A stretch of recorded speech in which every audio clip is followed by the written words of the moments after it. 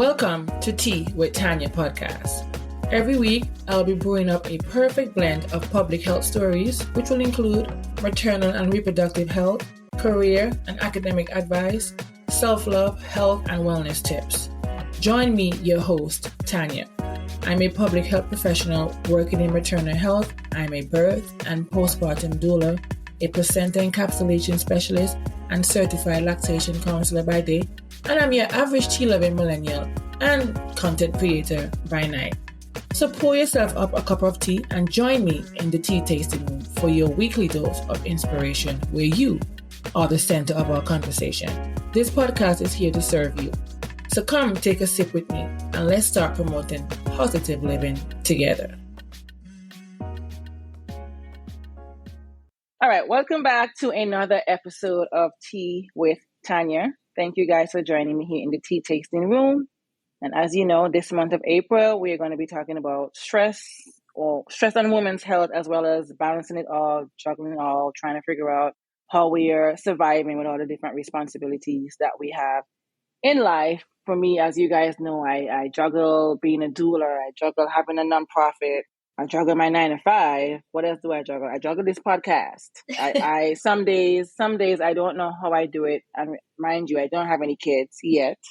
I live alone, and sometimes I come home, I don't want to cook dinner. If I don't meal prep, it's just going to be cereal. Don't judge me, guys, but I'm just telling you. Some days, if I'm not in the mood, it depends on what mood I'm in when I get home from work. It's going to be sandwich or cereal for dinner. And I'm joined by someone who I haven't spoken to, I'm going to say at least in 17 years, because we graduated from high school in 2006. Wow, that's crazy. I know. Saying that out loud. But of course, we follow each other on social media. Of course, I hear her voice in her Instagram stories and these different things. But having an actual full-fledged conversation audio-wise, we have not had that in a long time. And she's someone that, she's a mom of 2. She has a PhD. She's juggling it all. I don't know how she balances it. On the outside looking in, it looks easy. I know it's probably not, because she speaks about her ups and downs. But on the outside looking in, it looks super easy, and I'm just excited to talk to her. I'm happy she's on the podcast. I was thinking about it for months, like, should I ask her, should I not? But of course, I had to wait till I was being consistent with my podcast and when I had the right topics. And I wouldn't be me if I didn't talk about motherhood, maternal health in some way, shape, or form. And we're going to be talking about all that. But guys, I'm going to say this. I know her in high school, and this is the thing growing up in the Caribbean. Sometimes you go to school and you know someone by one name. And then when you graduate or somewhere along the line in school, you realize, oh, this is not their first name. It's their actual second name that they're using. And I have that with my cousins too. Whenever someone say, oh, how is X, Y, Z? I'm like, who? And then when they call the other name, I'm like, oh, I say, I don't even know her as that. And we are cousins, grew up together, and I don't even call that person by their first name. And so with her, she's gonna tell us about herself. Yeah. But I'm gonna make sure I'm gonna do my best to call her by her government name, the one that put the letters in front of her name that she earned. But if you hear me by some way calling her another name, Ento, that is, please don't judge me, because I'm trying to be respectful. I'm trying to make sure that, you know what, she worked hard for that degree, so I'm going to be calling her Dr. Lenore, because that's her first name. I only found out about Lenore, I think, after we graduated high school. I think I probably knew, I don't remember, but for the most part, I know her as Ntozake, or AKA Ento. But she is Dr. Lenore Schaffer. Yes. So tell the people in the tea tasting room, we nosy over here. Give us the tea. Tell us a little bit about yourself, what you do, where you're from, and how you got to where you are as far as career and motherhood. Yes, thank you, Tanya. And I am also so excited to chat with you. Cause it's been years since we've spoken, and I'm just so excited because, obviously when I saw that you were, becoming a doula, you know how I feel about birth and all. I was just so excited to see one, another Black woman become a doula, and even an Antiguan. I feel like I don't know another Antiguan doula. So I was just wow, this is fascinating. So who am I? So, depending on who you ask, you're going to either get Lenore or Ntozake or Dr. Schaffer. But I grew up in Antigua, so born and raised. My parents still live at home. Family's still there. So Antigua is always, even though I live in New York City now, it's always going to be home for me. Yes. Same here. Absolutely, yeah. It's that's home. But I left Antigua after finishing high school. So Tony and I went to school together at Antigua Girls High, and I left for college. So I went to East Stroudsburg University in Pennsylvania. So in the Poconos, like cold. It was, it was an adjustment for sure. But I studied psychology, and after that went for my master's in counseling. And the plan was always initially I wanted to be like a psychologist. I think everybody who knew me kind of thought that that's where I was going. But in college, I really started, like, I had a lot of like leadership roles and working on campus and just working with college students. And I started growing a passion for just like higher education and, college student development. So when I finished my master's, I always knew that I wanted to go back for my PhD and study potentially like higher education or student affairs, and really saw myself working on a university campus for the rest of my life, and maybe doing some adjunct teaching here or there, but not to be like a full professor. So, I, worked for a bit, then I moved to Mississippi, another place people are like, where are you going? I moved to Mississippi for my PhD, and the only reason was honestly because I got a full assistantship. So they said they were going to pay for the program, and I mean, hey, you can't pass that up.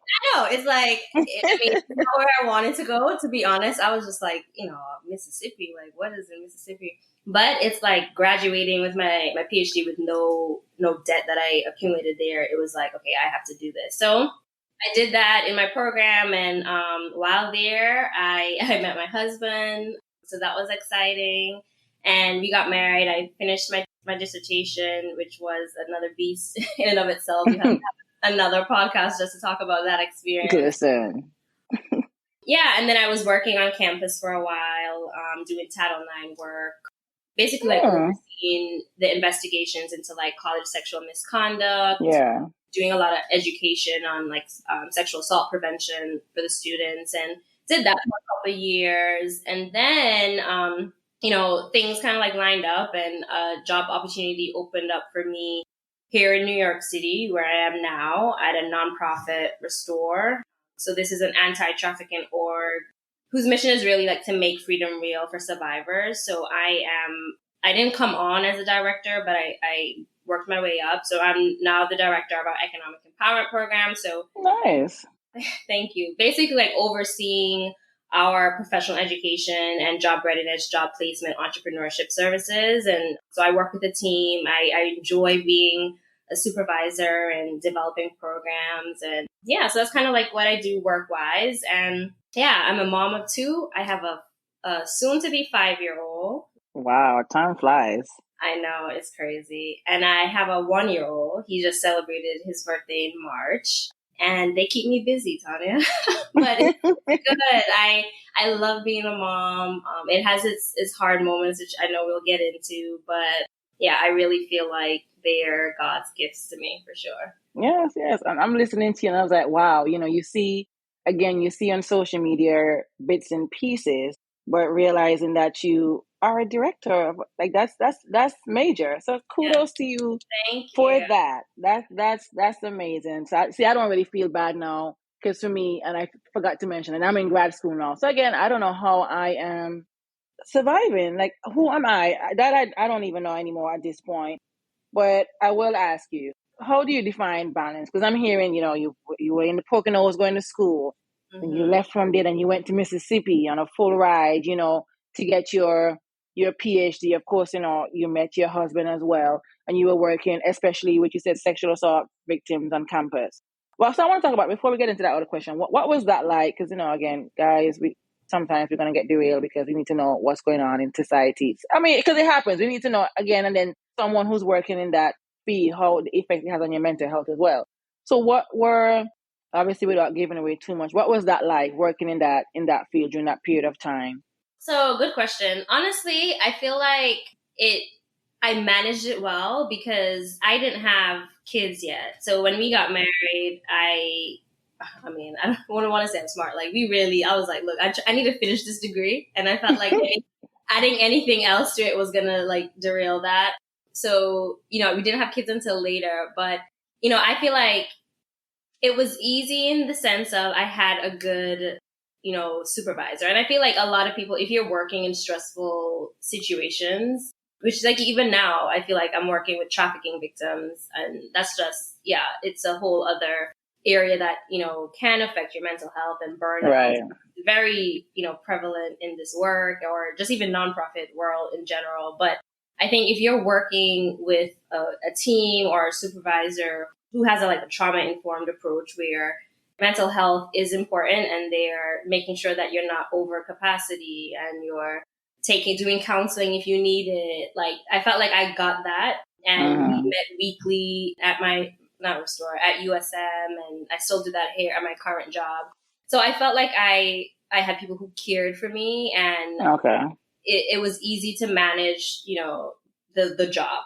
However, that's not to say that there weren't cases that were rather difficult, but then still, I would say, as a which is a misperception for a lot of people. I was a deputy Title IX coordinator, so I wasn't an advocate for someone who files a complaint. For people who don't know what a Title IX is, briefly tell them what that is for those listening.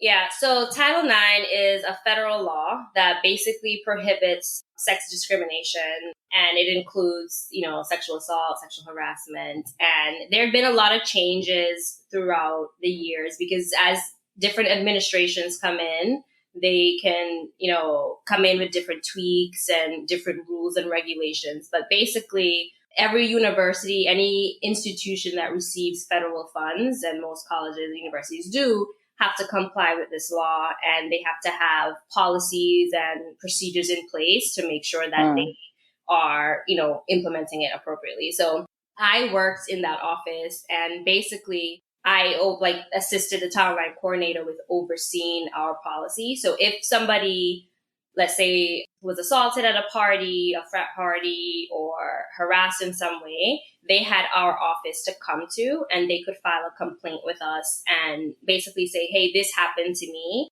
And they had options. And one of those options were, depending on the case, they could do a mediation. They could get connected to resources, get class accommodations if needed, or they could go through an investigation. And we had a team that would do an investigation, and depending on what the findings said, that student who was accused or the professor who was accused could be potentially suspended, expelled, or whatever the case is. So it was difficult in the sense of, I had to make sure I was being fair and impartial, innocent until proven guilty, or whatever the term you want to use. But you still have to be able to be in an office and, comfort a student who is crying and emotional, and be with them without getting too invested in that. You have to be able to manage your emotions. So in that sense, I wouldn't recommend it for someone who isn't able to kind of handle hearing certain stories and whatnot. But for me, I think maybe just because, I've always, I used to work with clients who were struggling with drug and alcohol abuse too. Right.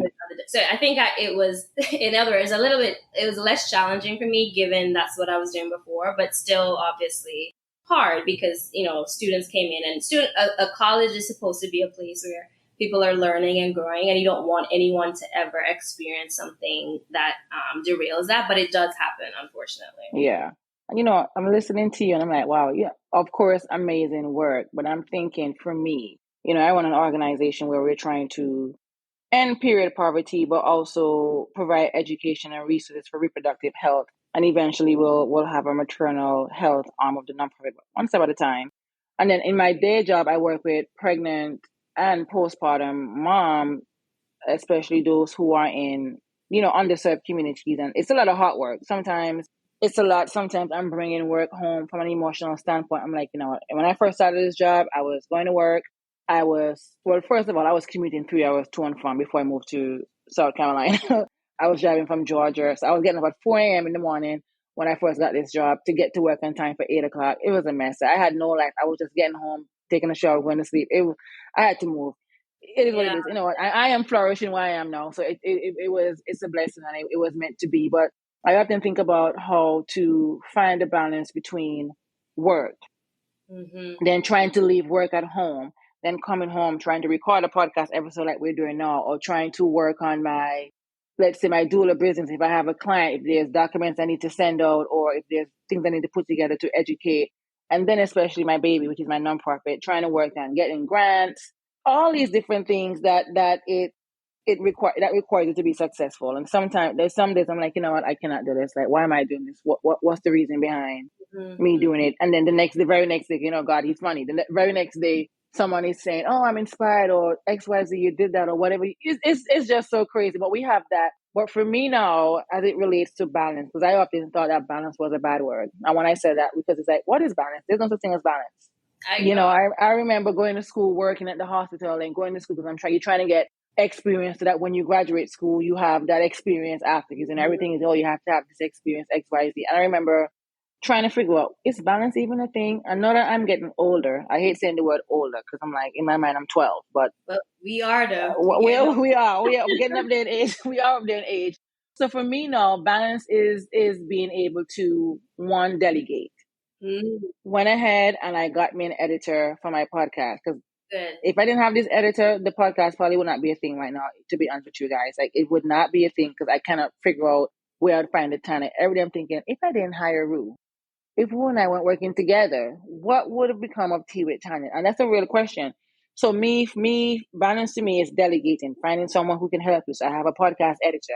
When it comes to my social media, my sister, shout out to Chloe, she's our social media manager. She's the one, and the graphics that you see on that page, that is Chloe. I'll just give my feedback on my notes. According to Beyonce, I have notes. I would give my notes, but that's her. She's doing that, and then we have a social media and health education team that we've been able to build with our doctors within the organization. So that's another form of balance. Balance to me is batch recording episodes, trying to stay ahead of the curve so that it's not that hard for me, doing my research on different topics, and then also finding time for self-care. I know we talk about self-care, practice self-care Sundays, or self-care this, self-care that. But it's like, what exactly is self-care? For me, I'll come home, I'll take a nice shower, I'll take a time doing my skincare, because for me, again, I used to rush these things. I don't know what I'm rushing for because I have no kids to come back and try to make a meal for. But I am coming home and I'm trying to hurry, take a shower, hurry do the skincare, hurry finish making a quick meal so I can just go to my bed, because I'm that girl. When I get in that bed, I am going to jump in that bed and I'm going to scream and say, thank you for another day. It's the basic thing. But no, when it comes to balance, like I say, outside of delegating, I am making sure I'm in tune with myself and just doing nothing. Now I'm in grad school, and I have in-person classes one day a week. So on that day when I have class, and of course, and I still have to do my full-time job, I'm coming home and I'm decompressing by either listening or reading a book, watching my TV shows, doing absolutely nothing. Yeah. So my question to you, that's what balance is to me right now. Some days I'm like, it's still a lot, because for me, I don't think balance is meant to necessarily be balanced as well. It's how you go about making life easier for you. We talk about soft life on social media, but it's like, how can you go about making life easier for you? So how do you define balance in your life, or how do you work towards achieving it? Yeah, I love that. You said so many good nuggets right there. So for me, like you, I don't like the word work-life balance. I think it's unrealistic. I think it puts a lot of pressure on women, or especially working moms.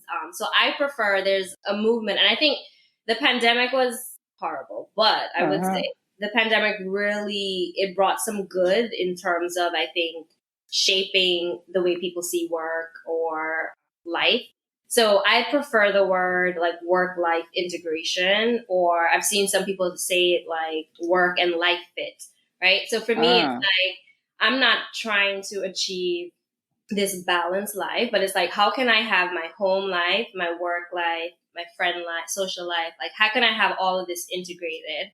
So for me, what I'm striving for, balance to me or integration is all about freedom and flexibility. So it's like, I need to have freedom over my schedule, and I need room for flexibility, because no 2 days are the same, right? So there are some days where, I work the typical 9 to 5. So I work remote. I'm in a hybrid role. So I go into the office like 1-2 days a week, usually, and home the other days. But sometimes I'm working like the typical 9 to 5. And then there are other days where I'm doing 7 to, 12. And then I'm running errands. I'm taking somebody to the doctor. I'm coming back home, doing laundry. Then when the kids go back down, I'm finishing my work day. And that's what I need for me in that moment.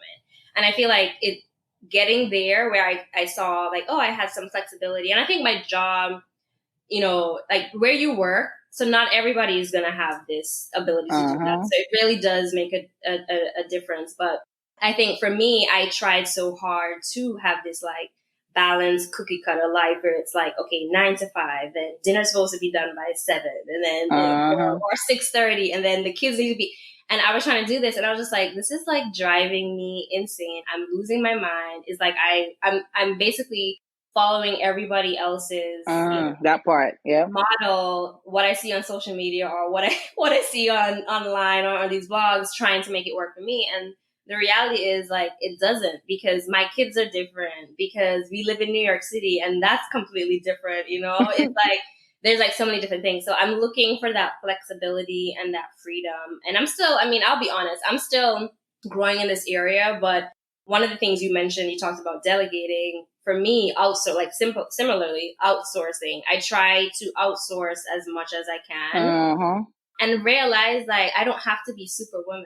Like I don't want to be super. I feel like there's so many people who are like, oh, like you could do it all and it's okay, but no, we don't want that.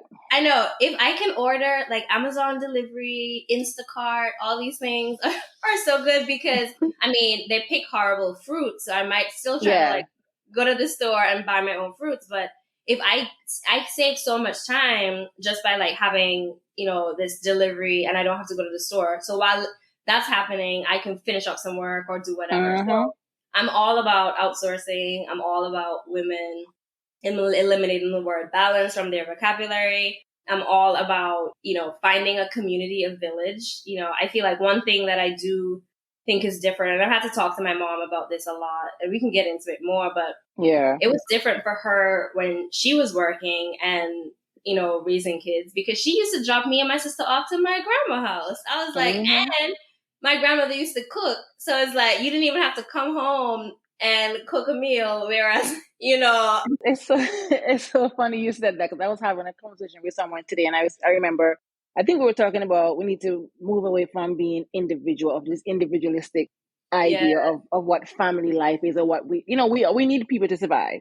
And I was telling her, I remember growing up, we didn't think about, oh, this role should just only be for the mom, because I've been seeing a lot, especially in my line of work, that everything is just the mom, or the mother is the primary parent, and I have my own qualms about that. Like, I can see why they would say that. And even in my household growing up, my dad, obviously he would travel because he was working. So at the end of the day, my mom ended up being the primary parent in that way. But I think it wasn't intentional. He had a career. When we could go, we would go, that type of thing. But I just remember my grandmother was there, and aunt was there to take you somewhere, or aunt was somebody's cooking food. Right. So it gave your mom time to be herself or have a life outside of her child or children. Yes. We had an actual village, and we keep talking about, oh, it takes a village to raise a child. We need to just stop saying that phrase and actually believe it, and go back to when it really was that a village. And granted, like, for us, some of us, we don't have parents or family members close by. I'm in South Carolina by myself. I have not one family member. So if I were to have a child, I don't know what I have to outsource childcare, because I'm the only one here in this state. Everyone is scattered about wherever. But even for those who sometimes have that support, it's still a bit difficult. So, can you imagine juggling all these different responsibilities? Then you got to come home and still be that parent. Like, what we got to delegate some more. We do, yeah. Outsource, as you say. Yeah, and even like if you have a partner, communicating about that. So like at the beginning of the week, sometimes Mike and I forget, like we don't do this all the time, but we make an effort. Like we have a sit down or check in. It's like, okay, here's what my week looks like, or my meetings for the day. Okay, can you handle this? Like, because Wynn has this doctor appointment, or we have to email this person. It's like, you just kind of like you really do have to share the responsibilities. And I feel like for me, I'm not trying to, like I said, be superwoman or do it all. I don't think, I think the pressure that a lot of society puts on moms just compared to like dads too, because it's like, Yeah. how many times have you spoken to someone and they're like, oh, talking about a dad, and they're like, oh, they're babysitting. Like, no, like that's their kids. They're not. They're Right. not babysitting. Like, They're not getting paid to do that. No. right, but it's just like ingrained where it's like I've seen people here in New York City, and they're like, oh, like Micah's doing this. He's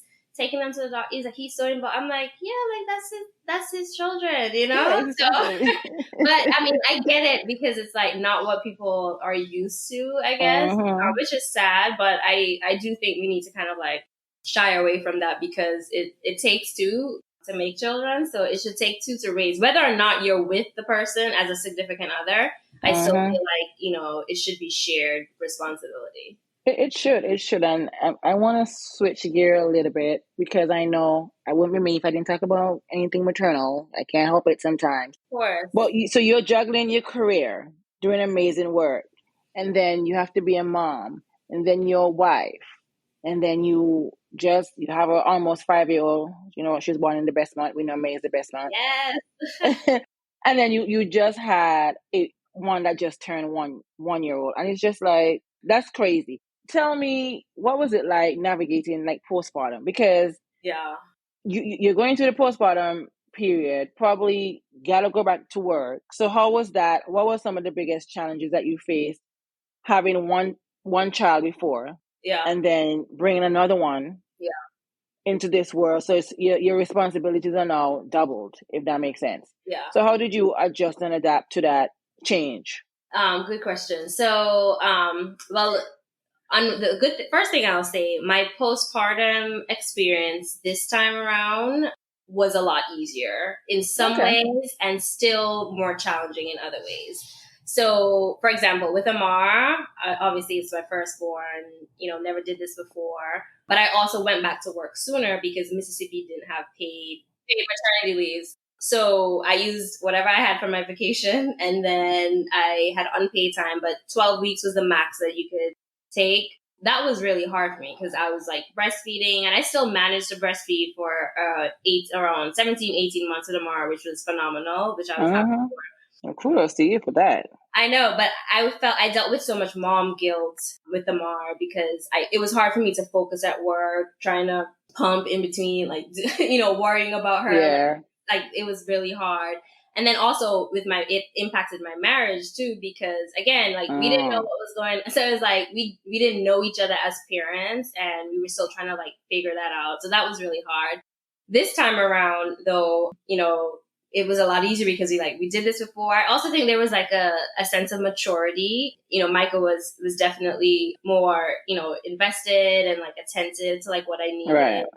I had a doula as well. I had a doula with Amar, and I would recommend, anybody who is pregnant, thinking about you need a doula, don't do this without one. So You heard her. I know. She visited us a couple times postpartum. She made me this like amazing soup with like bone broth and meat and vegetables. It was just so nourishing to my body. And I was like, this is so amazing. And then she was like, doing a little tidying up and whatever. And it was hard for me. I'm just like, you don't have to do the dishes. It's okay. Or whatever. She's like, no, just relax or whatever. So that was helpful. But I struggled with postpartum anxiety. And I think part of it was, because I had Amar and I was trying to figure out like, okay, how can I make sure that I'm giving her attention to, and, I was worried about because she was going to school, and I was worrying about okay, could he get sick because she's going to school? It was just like so many things that I had to worry about this second time around that when it was just her, I didn't have to worry about. And then, good thing though, I was able to stay home with him for 5 months because. Oh, wow. I know, restore at my job in New York City is a lot better with, paid maternity leave. So I thank God for that. So that was definitely a blessing. And I feel like the US does a real disservice to moms when you think about that we don't have paid leave, because even 5 months was really not enough, but it was better than it's better than not. Compared to 12 weeks. I mean, I know. Right. So going back to work was a lot easier this time around, but breastfeeding was a lot harder in the sense of I just felt like I wasn't for the first, like after, I think we stopped around 6 months, and I dealt with guilt there because I breastfed Amar for so long. So it was like me, I kept like trying, I was trying to do all the Yeah. things to get the milk production back. And then eventually I was just like, I'm going to have to start supplementing with formula. And, I remember feeling like I had failed, like, wow, Right. he's not going to get, like, I'm like, he's going to get sick more. I just kept like saying all these things because I didn't get to do this, even though I tried so hard. Yeah. But then I just had to remind myself again, this is not about this cookie cutter formula. Like, I'm Uh-huh. still a good mom. Like he's getting fed, and what's going to be easier for me, because I felt like I was stressing myself out more and Yeah. more overwhelmed trying to figure out, okay, how could I, continue this breastfeeding journey versus just like realizing, hey, right now in this season, it might just be easier for me to supplement with some formula, and he's Yeah. okay, and it is what it is. Yeah, and the beauty about it, I will say that, you did it for the first 6 months, and it's recommended that you at least try to exclusively breastfeed for the first 6 months. So so it's a win, even though Right,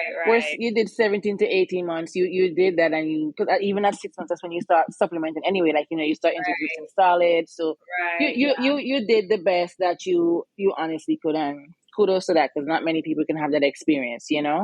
And I felt like this time around too, it was because the first time with Amar, my mom, I had to do a lot of education about breastfeeding to my mom, because she was like, just give him little formula or little cereal in the in the bottle or whatever. She said, It's the Antiguan way. I know, and I'm there saying, no, I want to do this. So there was like a lot of, tension. She's like, well, I can take him with me to kind of give you guys a break to Antigua for a while, which would have been helpful. But I'm like, but I can't Right. breastfeed if you're doing this. So, but this Yeah. second time around, I felt like, she saw how long I did it with Amar, and she was a lot more supportive. So that was helpful in terms of, I felt like I had support. Whereas with the first postpartum, I felt like I was trying to convince some of my family members, like, okay, this is normal. Like, don't believe, like, it's healthy. It's natural. Like, it's good for the baby and for me to like breastfeed. So that was Yeah. interesting. Well, that's a good segue, because I know you mentioned earlier that it, in a sense, going through postpartum the first time around had an impact on your marriage because you didn't know each other as Right. parents. And then your mom telling you that she can take the baby back to Antigua to help you out, but then you were worried about not being able to breastfeed. So how were you able, and for anyone, whatever you can offer to anyone listen, how were you able to communicate your boundaries during that time? Because when we're thinking about balance, your mom and when you're from the Caribbean, guys, sometimes You can't tell her no, right? yeah, you can't say none. And so now it's kind of customary for you to send your child back home because Yeah. one, childcare is expensive. Two, you need a break, and they're wanting to help, and they're not living here. And sometimes some parents, they're like, I'm not coming up here for 3 6 months. You better bring that child back home because home is just where the heart is. You know what I mean? I know. As much as they're familiar there, they can be free versus coming here and having to be in a house for like 3 to 6 months, only knowing to go up and down the street. It varies. So how were you able to communicate your boundaries with your family members? Like I said, you have to teach your mom about breastfeeding. So for anyone listening, like, how did you communicate your needs, and what would you tell them? And again, it's not going to be easy because we all have different family backgrounds, but how were you able to communicate your feelings? How did you feel even after doing that during your postpartum period as well? And what can one do to try to establish your boundaries but not feel guilty? Because for me, I'll set my boundaries. I'll set boundaries, and then I just find myself keep pushing the boundary back to accommodate somebody, and it almost always caused me some sort of distress. You know what I mean? Because I'm not honoring my boundaries. So you as a mom, you as a wife, how were you able to communicate your needs, and what can one do to make sure that we're honoring our boundaries? I like that you said it's going to be different for every person, because I feel like if I had to give advice to someone, they know who their parent or the family member, whoever they're talking to is. But for my mom, ultimately, and I think most people who are doing things like what we just talked about, it's coming from a good place. It's like they really want to help, and they think, okay, this is what's best, so let me just kind of like do this, like you should do this or push. So for me and my mom, like I had to acknowledge, like, mom, I know, but I didn't say mommy, I said mommy, because that's what I call it. I said, mom, Yes, like, yes. I know you're coming from a good place. Like, I truly like I really had to make her see that I appreciate and that I value her input, because also too that was her first, like I was her last baby, right? So this is her Right. grandbaby. So she wants to feel like, and I get it. Like she wants to feel like, oh, like, I'm involved. Like my mommy loves by caring for other people and taking care Yeah. of things. My So mom too. yeah, so I had to acknowledge that and say like, look, I appreciate this, versus making it feel like, oh, I don't need you, because that's what I think was the fear for her. Like, oh, I'm not needed. Like my children don't need me, my grandbaby don't need me, or whatever. So I think me coming from that lens, kind of like, just like, look, I appreciate this. Like, I really, I'm glad that you're here, because she was there. My mom stayed for 3 months or whatnot, but we want to try this breastfeeding thing. And, this is what we decided me and Micah are going to do, because look at all these benefits. And, I talked about like, did you know, like, if I'm sick or whatever, like my breast milk creates these things. And she's like, oh, really? Like, I didn't know. So it's like, it came to what where it's like I was teaching her, and I wasn't telling her like, oh, you don't know anything, but just like in natural conversation. And I feel like she started to see me as a mom who knew what was best for the child. So I think that that would be my advice, to acknowledge, okay, that this person is genuinely trying to help and you appreciate it, and just take a more gentler, patient approach. And then ultimately I have a career coach that I've been seeing for a couple of weeks, and I'm a, recovering people pleaser. Oh, girl, speak to me, honey. So, I can't even. I'm not even sure if I'm recovering, but you speak to me. Maybe I'll get into the recovery stage after I hear you, because let me tell you. Listen. Wait, let me tell you. It's been such a help, and I really would encourage anybody to really, if you can somehow, do some sort of counseling, coaching, or whatever, because it really makes a difference. But, ultimately we realize that my people pleasing is, I don't want to disappoint, my mom, or I don't want to disappoint X person, whoever. But then she asked this question. I can't even remember how she asked it, but basically she was like, so you're okay with disappointing yourself? And I was like, wow, it's like, if with me kind of like not doing what I know in my heart, this is what I want to do, it's like, I'm basically disappointed. I'm disappointing myself.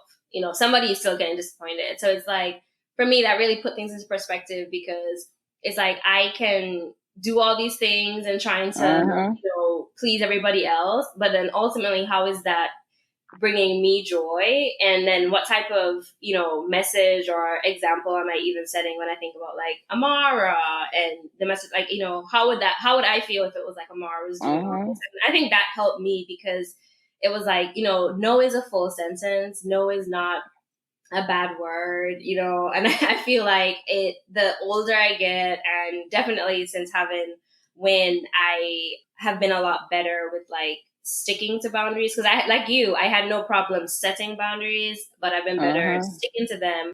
And it's because, I've been asking myself, okay, if I do this or if I don't do this, will I ultimately disappoint myself?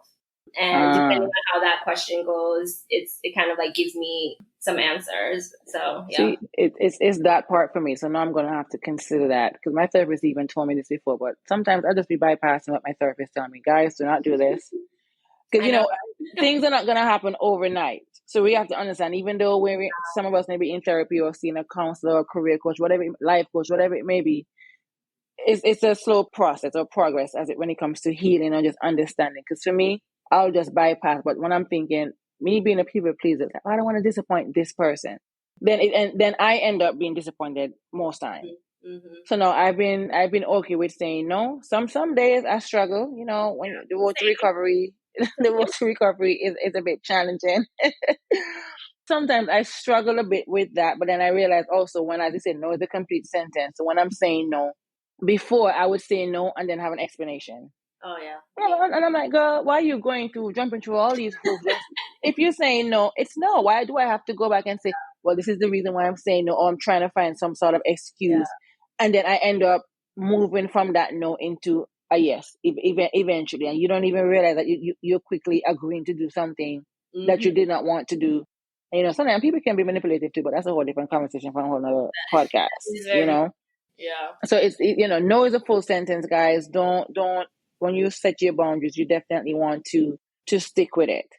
And I know you mentioned earlier about having a doula. Guys, I can sit here all day and talk about why you need a birth doula, why you need a postpartum doula, especially because I think postpartum is something that is often, I think it's overlooked. Not something I think it's overlooked. Oh, absolutely. It's becoming the conversation is still taboo. It's becoming a little bit more popular now. We're having these open conversations, but I think it's still taboo. It's still looked down upon in society for some weird reason. We think that the mom should be, again, this superwoman, put on this cape. Like we don't need to be superwoman to be a great mom.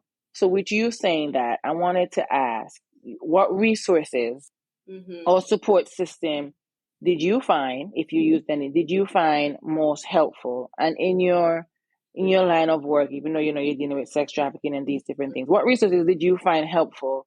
And if you know of any, and I'll probably list some in the show notes as well of different resources. What I'm realizing to enter, Dr. Schaffer, Lenore, all the names.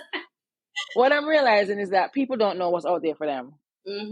A lot of people do not know what resources is available for them because for some reason it's just hard to find. Again, we think about access to even internet, but I can go down a whole tangent about this is not this podcast. But what resources did you find helpful? I know you mentioned your doula and she made you soup, and we know how it feels to be loved upon.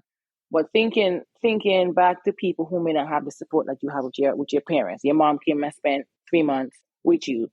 Some people may not have that because you know what, family members could be dead, or they don't have that relationship with their family members. Granted, I do feel that we all need someone. We all have a support system, some way, shape, or form. Like if I'm walking, as someone said to me today, as it relates to support, if someone is, let's say, homeless, and I go and I give them a plate of food, that's in a sense a quote unquote support system because I'm support. I'm helping you to be not malnourished, but I'm nourishing you by giving you this plate of food. If I see you again another day, I'm gonna do that, and then you just never know what that relationship could be like. So I guess what resources did you find most helpful during your postpartum period? And another thing, how did you, I guess, communicate with your employer about your need as a working mom? So what resources did you find most helpful during postpartum, and how did you communicate with your employer? Say, now that you became a mom of two, how can they best support you? Because we're finding in this country here that postpartum to these government officials is non-existent. Pregnancy is a disease. So what resources did you find helpful, and how can one who is employed communicate with their employer about I guess boundaries or their needs going through postpartum? First, I'll say, besides the doula, and she shared a lot of like book recommendations that I probably can't even recommend right now. So maybe after I'll send it to you. Right. You can add it into the notes. Yeah. I feel like thankfully we live in a day and age where there's like just so much information readily available that you don't even have to pay for. I mean, yes, I know you can buy a book, but library, you can get one for free. Online, YouTube, like there's just so many things. So for me, I read a lot in terms of just like books, online communities. I know it might sound like, weird, but there's like, I don't know if you heard of like the Wonder Weeks app. Yeah, I have. So, I follow the app because it kind of like tells you when is going to go crazy with like all these different leaps, and it's literally on point. But there's a Facebook group. So depending on the month that your child falls in the Wonder Weeks, there's like a mom group on Facebook. So I joined that. And even though it's like, I've never met these, women, you don't really, but it's like you build a community, you have other moms who are kind of like at the same stage. So like you're all dealing with starting solids at the same time, or, going through, the no sleep, around the same time. And it's like people are sharing, like asking questions and giving encouragement and sharing tips. So I really use that hub as a place in terms of like if I'm struggling with something or I wanted to see what somebody else was doing or had an idea, I went to to that online community. And there are several others. Like you could even like sleep training. There's like, if you want to sleep train, there's like groups that kind of like, are supporting you through that. So I think that's really one plus to social media. Like you can be connected to so many people and a lot of information. And then something else for me is I really do wish everyone had this. And if you don't, I pray that people can kind of like build or just like search and identify where they can find it. But I have like a mom tribe, and I think that really helped me. So luckily, I have a core group of friends who I met in Mississippi primarily through my husband, and we kind of all, started having like babies around the same time, maybe 3 to 4 year in between. Right. So even though I was the only one pregnant at the time when I had Amar, and they either their children were older or they didn't have a kid yet, I still had a space where I can kind of like vent, and they could be like, it's okay, like we're here, and they would check in, and when we had like really rough days, like I would just like text them. Even to this day, I'm like, oh my gosh, like these kids, y'all. I'm like, can I vent? And they're like, go ahead. Like, what Amara or Win did now. So it really creates like just like a relief that I could kind of like have that space. Because I feel like sometimes too, if you might say, you start venting or complaining, they'd be like, oh, just be grateful. Like, you other people have it worse. And I understand like, what people are saying, because yes, there's like so many things that could go wrong and be wrong, but it also minimizes and makes like people shut down, like, wow, like can you just like listen to me and not like give me a lesson right now about why I shouldn't be complaining.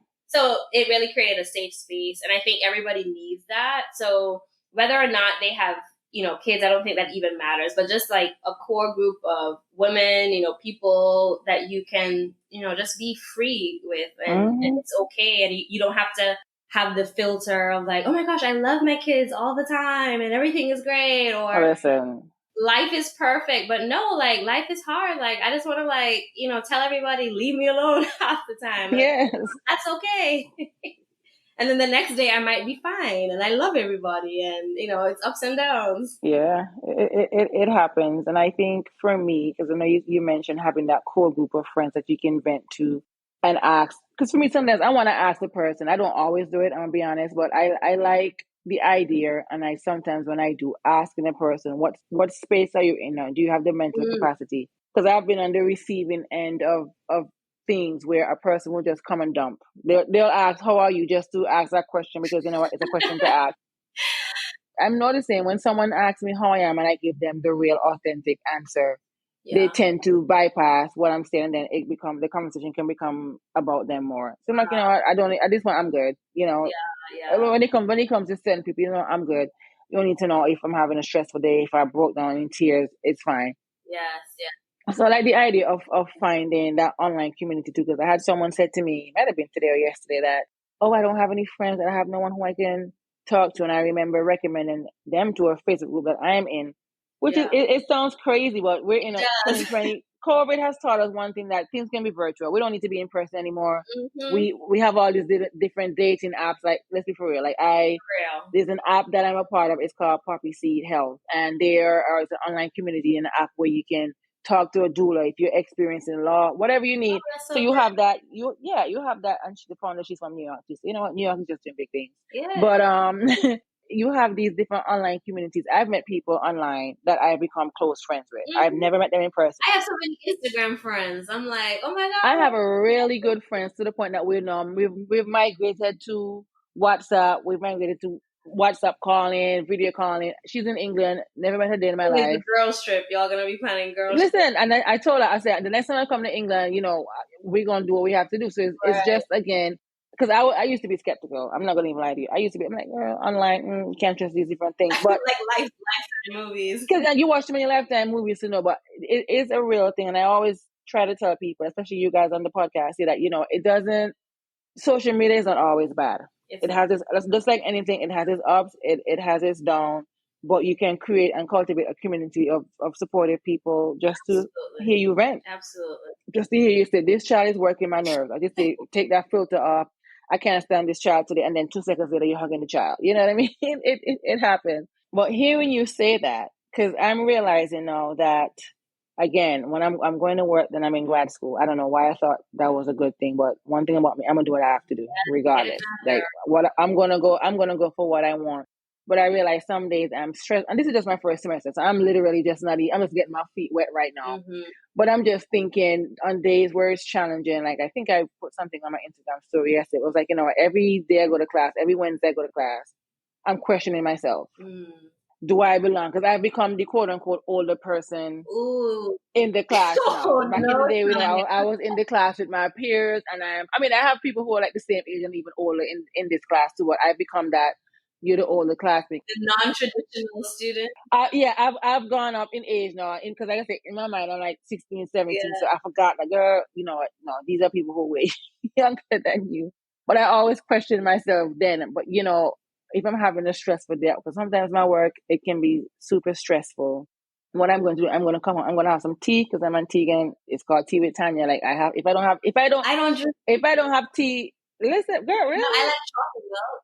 Oh God, and so we gotta fix you. If I do not drink tea in a day, something's just gonna feel off. Sometimes I think I drink too much tea, but that's besides the point. But like my routine for a stressful day, or what I've started doing now rather, is I have now turned on the do not disturb on my phone. Mm.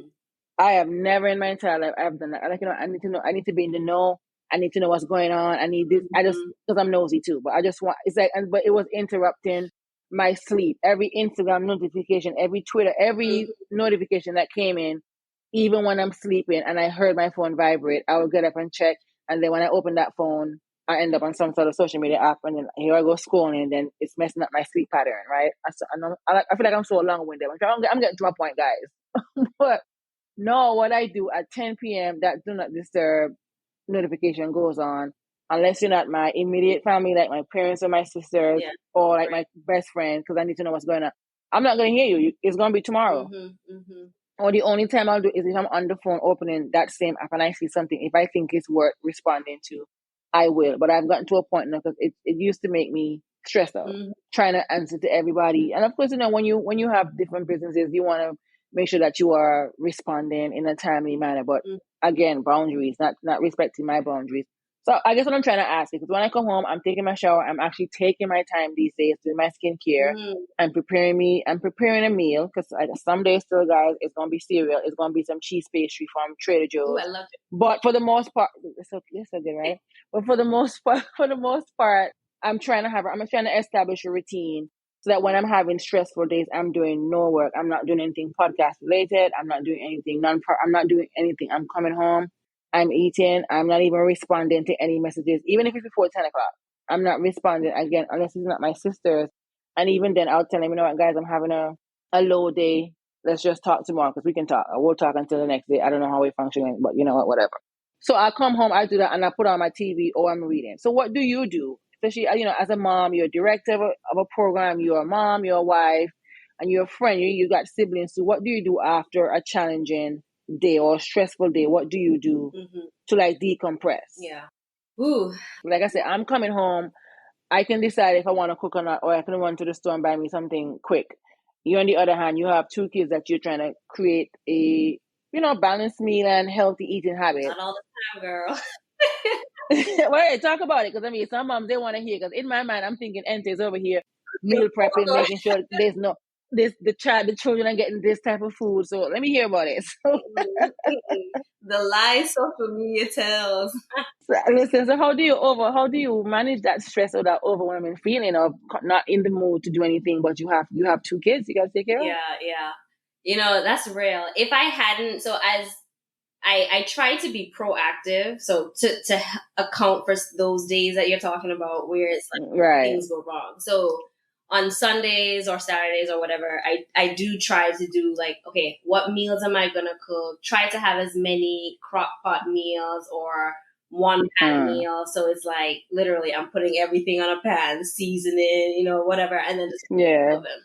However, there are days where if it literally, and it sucks because it can be like one thing in that morning that just like changes the trajectory of the whole afternoon. Like if I wake up a little bit too late, or I have a meeting that I wasn't prepared for, and then the whole day Mm. is derailed, and then I was supposed to put the chicken or whatever in the oven at 4, but it didn't go in. So now it's like, whatever.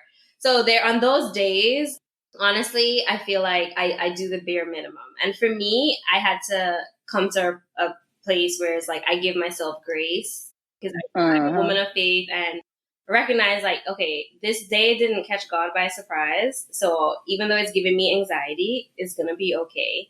Amara can get some McDonald's. She's not gonna it's not gonna kill her with her just eating like some chicken nuggets and some French fries or whatever.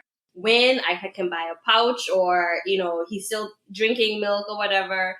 Micah, hey, like, Sam, what are we gonna do? Each man to his.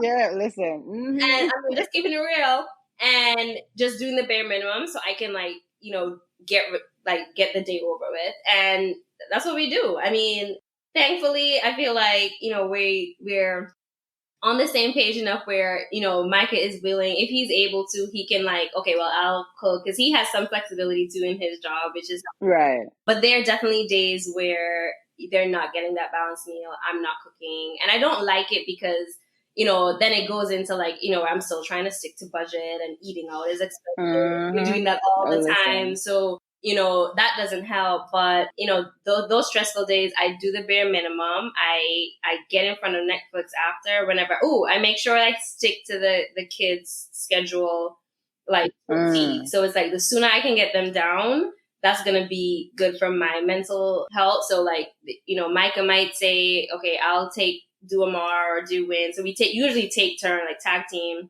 Okay. Who does what so that we're finishing faster. And then, saying our prayers, putting the kids down. And then I just get in front of Netflix. I mean, I'm just going to be honest. And I just watch whatever show that I'm going through, whether it's, I try not to watch Law and Order SVU if I'm having a really stressful day. So I might watch something light or some type of ratchet TV, There's nothing heavy.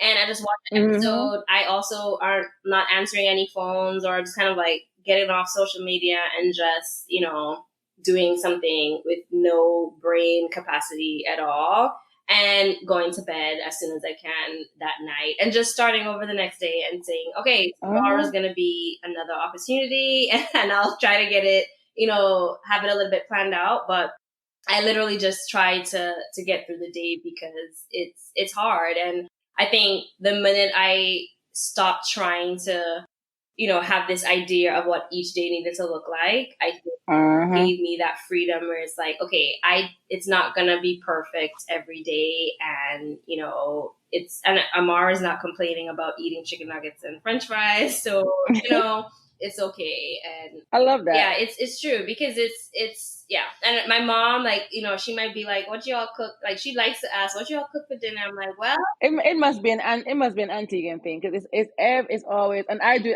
the same thing too. I'll ask somebody, "Oh, what did you cook today?" Because I mean, I need to know. I don't know why I'm asking that question, but I'm just asking. I know, and I mean, some days I'm like, well, I cook some Cornish. I mean, I have those days where I'm like Cornish hens, some carrots, and baby potatoes. Other days, we ate tuna sandwich. Like tonight, we had tuna sandwiches for dinner. Because I knew I was doing this podcast, and I was like, I'm not about to cook a meal and try to be ready by 8:30. That's more stress. Exactly. No, but I like that you find time for hobbies because for me, I'm not a mom yet, and while I do work with a lot of moms, I often wonder. Well, I work with moms, from a wide range on the spectrum, some in the underserved communities where their reality is different than those who are, in, let's say, a more established or wealthy community or in the middle class area where they're able to outsource different things. But then I often try to even stress to the moms that who may think that the world is against them, try to find a hobby. Even if you gotta go outside and sit, put the baby to bed, go sit outside, get some fresh air. Well, now it's warm, and get some fresh air. And I always tell them, I say, if you gotta go in the bathroom, put the baby down. Of course, we're gonna practice safe sleeping because we're not gonna, depending on how old baby is, baby's gonna be on that back. Look, I don't play, but we're gonna make sure that baby's in that crib or pack and play safely. And you go in the bathroom, you take a nice hot shower. The simple things. You have access to internet, find a TV show to watch. Go, everybody's on YouTube, everybody's on TikTok. Because for me right now, I don't really post often to TikTok, but I go on there every night. I kid you not. I will not go on there throughout the day because I'm so busy.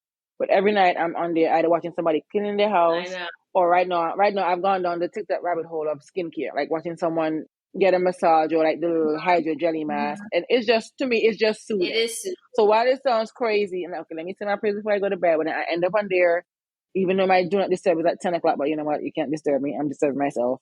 And I just watch it and then it just makes me fall asleep. Yeah.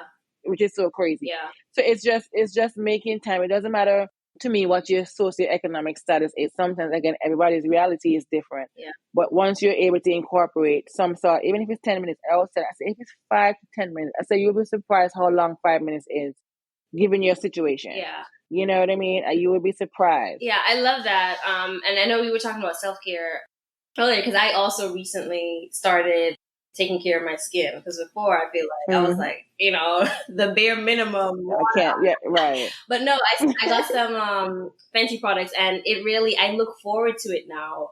At the end of every day, it's like going to the spa for like, I'm literally, it's like, oh, it's like I'm by myself and like doing my face, doing all this.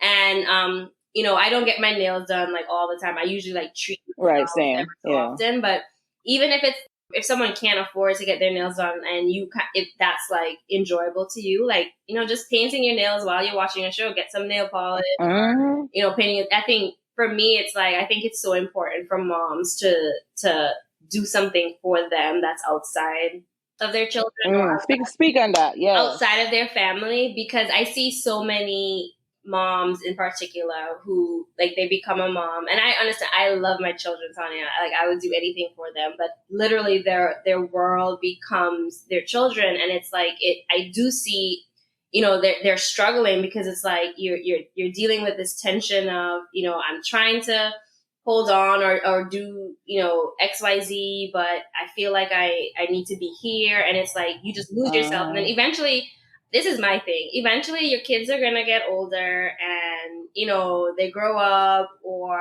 you know, and they leave, right? And it's like, you know, you need to be, you need to still have community, you still need to invest in your friendships, you still if you have a relationship, still invest in your relationship, or whatever the case is. And I think it's good for children to see a mom having an outside life, because I'll give you this joke. I had a girls' night a couple months ago. I was going out with some coworkers, and I was dressing up, doing makeup, putting some lashes on, because I'm trying to get better with putting lashes on. And Amar was just like, "Ooh, mom, you look good, girl. You look so pretty," or whatever. And she's like, "Are you going on a date night?" So I said, "No, not tonight," because she knows like me and Michael, we go on a date night. I said, "I'm going out with my friends," or whatever. And she's like, "Okay." And I left, and she's like, she was kind of sad because she was going to bed and she didn't want me to leave. But I said, "It's okay. I'll see you later," or whatever. So I came back home, and she was still up, because I don't think it might have not have been a school night, or maybe Michael just was like, just go in your room, and I don't know. But when I came back and she saw me, she was like, "So, like, how was it dinner?" She's like, "Did they like your lashes?" I was like, the thing that she would ask. And I know, it was like, so she's seeing me like going out, having friends. And I think it's good, because it's like, you know, yeah, I just feel like her excitement seeing me, you know, get ready for this, I think it's going to leave, even though she can't really fully explain it now. I do see those light bulbs, and I think it's going to leave an impression on her in terms of who I am, who her mother is. And, you know, we as kids, we tend to learn by example, or at least I did. So, you know, her seeing you do this, right now, she doesn't understand the magnitude of what that is, being a parent. But as she gets older, she'll come to appreciate that more and more and more. Yeah, like taking time for yourself, taking care of yourself. Like, you know, you go on the plane, they say, put your mask on. Your mask on before anybody else. Yeah, you have to. Like, if I'm not healthy, you know, nothing else, like, I can't, like, I'm going to run myself to the ground, and then what's going to happen to the kids? What's going to happen to all this stuff? So it's important for me to, at least for me, I make an effort to, you know, I'm going to go out when I can, and, you know, whether it's a nail appointment or just going to Trader Joe's, like Trader Joe's, I'm just Target girl across the street. You know, listen, I literally just walk around there. Like, that's myself. Like, that's my me time. I'm just walking around the aisles in Target. Listen, well, I'm so shout out to you for going to Target and window shopping, or not buying what you didn't go there for, because I don't know. I try to avoid Target at all costs, because it just does something, and I can't anymore. They're not going to trick me anymore. Like, it's 2023. They're not going to get me this time around unless I don't want to. But as we wrap up, I do want to ask, what do you think needs to change or needs to be changed in order for us to better support moms, especially, or parents in general, especially a working mom Mm-hmm. or even a stay-at-home mom? Because I think sometimes we tend to forget them. And being a stay-at-home It's work. mom, I could never do it. it's on a level that's on a whole different level. Yeah. So, what do you think needs to change in order for us to better support working moms or parents in general, both in the workplace and of course society at large? Yeah. Because we see what's going on in the news daily. So, what can we do? What do you think? So many things, to be honest, but definitely the first thing that comes to mind is we need paid parental leave. I think that should be a given. So moms, parents can stay home as long as they want to and care for their kids. And it's a crucial time. Like, I feel like I know Canada or a lot of like European countries just give Mm-hmm. like, a year, 18 months. And it's really sad to see that we still don't have anything like that here. So that's the first thing I'd say. And along with for working parents, this falls, but affordable quality childcare. Say that I again. mean, Affordable, quality quality childcare, because that's childcare. a struggle right now. It's like, and I know depending on where you live, it's more money, but I feel like, yeah, it's like we make it hard for moms or parents, especially moms, to have careers, even if that's what they want. Because it's like, I work Mm-hmm. this job, but childcare is 5,000, whatever a month is. It's like, it's a trade. Like, how do I? And then you got to pay rent or a mortgage. I Like, let's be for know, real. it's just like, it's so sad, which is why we don't even have our youngest in full time childcare. He's in part time Mm-hmm. childcare because for me, it's important. I love my career. I want to work. I don't think, yeah. So it's kind of like, but I think we need to fix the childcare systems. That's another thing, high level. And I feel like jobs can do a lot to flexible work arrangements, having more hybrid or just like, remote work opportunities.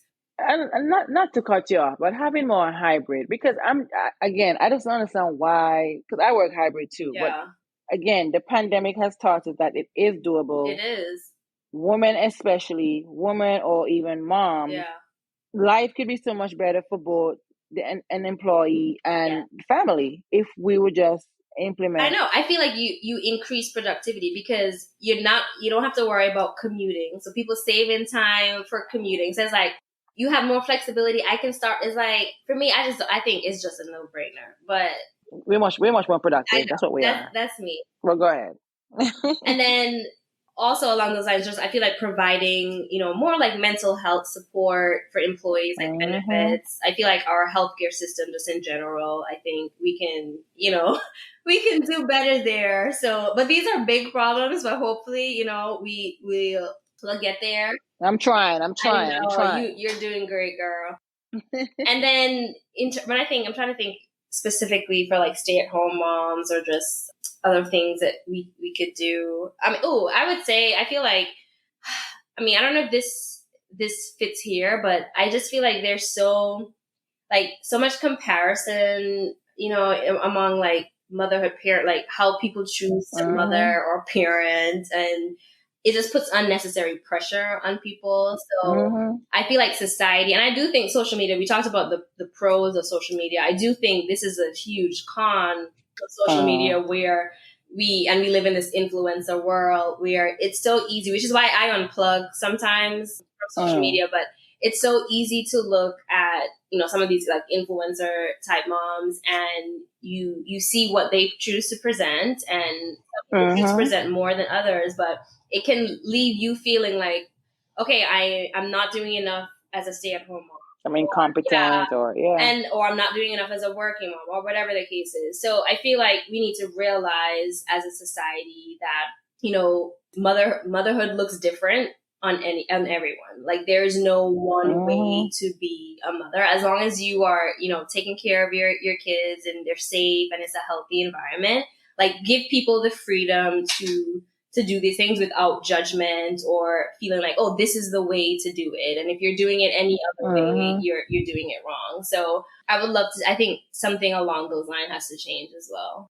I agree, and again, it comes from these policymakers and again, that's why community is important. Yeah. We mentioned earlier about joining these online communities. Even if you're a stay-at-home mom, you join these mommy groups, and you guys are going to meet up at some play at a park. Right. That's you building your community. That's you Your village. finding your village, creating a routine that works for you. Because I don't like when I'm saying, "Oh, you're a stay-at-home mom, life is easy." It is not. It's not.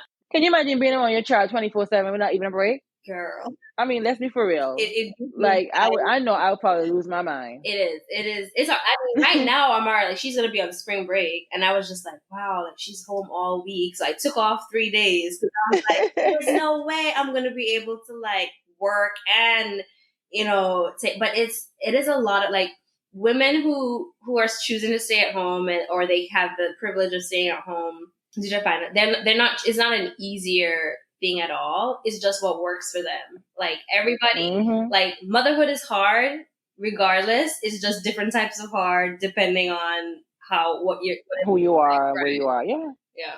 Well, as we get ready to go, what advice would you give to other working moms? Which I feel like you did it throughout this episode, but what advice would you give to other working moms or women trying to find balance in their life?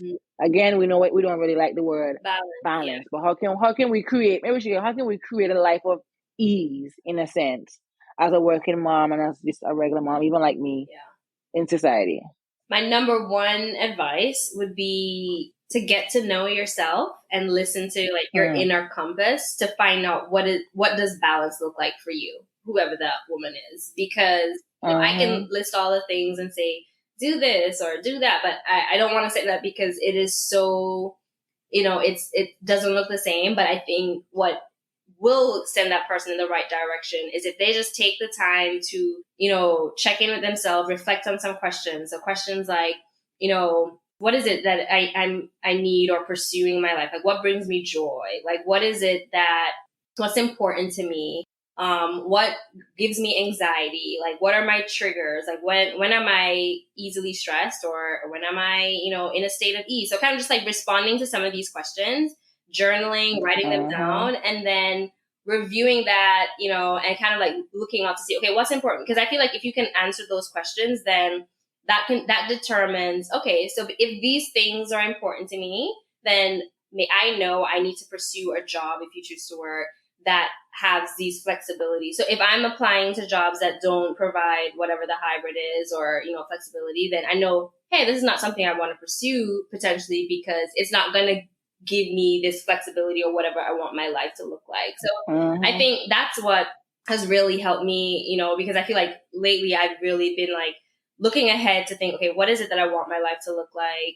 What do I want to be when I grow up or whatever the case is? Right. And it's answering questions where it's like, okay, for me, I know I want to work, but the type of work, I know for me, I need work where I can be flexible. I want a job where I can easily like bring my kids if needed, which I've done in the past. So yeah, I think just checking in with your inner compass, not comparing yourself to anybody else, and recognizing that there's no prescription, like there's no right or wrong potential way.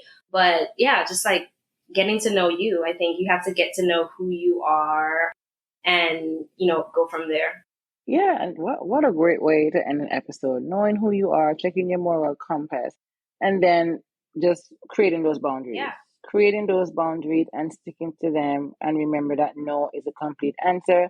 And I know Ento mentioned about finding joy. I just want to say finding genuine joy. And this could be a me issue because I remember back in the day, I was quote unquote finding joy, but it wasn't my joy. It was the joy that I was seeing on social media, if that makes sense. So you definitely want to find that genuine joy to create that life of ease or that life of balance for whatever that may look like for you. Yeah. There's no one size fit all. No two lives are the same. Right. I'm not a mom, but I'm learning from Ento. You're not a girl without any kids anymore. You knew what that life was, but then your career wasn't even what it was. You know what I mean? So it's just definitely trying to create a life of genuine ease for you. If that means leaving work early, coming home doing absolutely nothing like what I do on Wednesdays, you do that. Yeah. And I'll add too, like showing yourself compassion. I mean, I feel like we can do such a better job in terms, and I know it sounds cliche, but in terms of just like loving ourselves and really being compassionate and being gracious. Because when you think about some of the negative self-talk that, women in general have, I feel like I would never say those things to, one of my friends who I care about, right? But yet Mm-hmm. still I'm Yes. here telling myself, oh crap, like you're such a like bad, like you're not a good mom. Like look at how you did this. Like you're not doing this right. And I'm just like negative, negative, negative, negative, negative. And I'm like, I would never talk to anybody that I truly love like that. So it's like, think about that. Like, how am I showing myself compassion in this season and recognizing, hey, it's just a season. I don't know maybe how long the season might end. Like I might have dropped the Mm-hmm. ball this day, but tomorrow might be a better day. And yeah, so I think that's missing because I think it's so easy to come down really hard on yourself, and or at least for me it is. And I think I'm learning that I have to be more gracious towards myself because I'm doing the best I can with the tools that I have. And Yes. when you know better, you do better, and it is what it is. Well, yeah. Well, on that note, I have nothing else to say. Thank you, Ento, for joining me here in the tea tasting room. It's been a pleasure. I know if it wasn't this late, we probably would have been here talking until I tomorrow. know. But I know you got to get your beauty rest because you got to go again I gotta do tomorrow. my skincare. You got to do your skin, and I got to do the same too. But I definitely want to thank you for joining me here in the tea tasting room here on Tea with Tanya. Let the people know where they can find you on social media. Yes. So I am becoming Lenore. Yeah, BecomingLenore on Instagram. I think I have a TikTok, but I don't even know what my TikTok is. I don't think I post on TikTok. I'm really just on Instagram. Yeah, and good content, showing that it's good to be a mom, but Yes, also have me time. So that's different, and I'll put it in the show notes. yeah. But yeah, thank you for being here, and I'll see you guys next week. You have Thank you.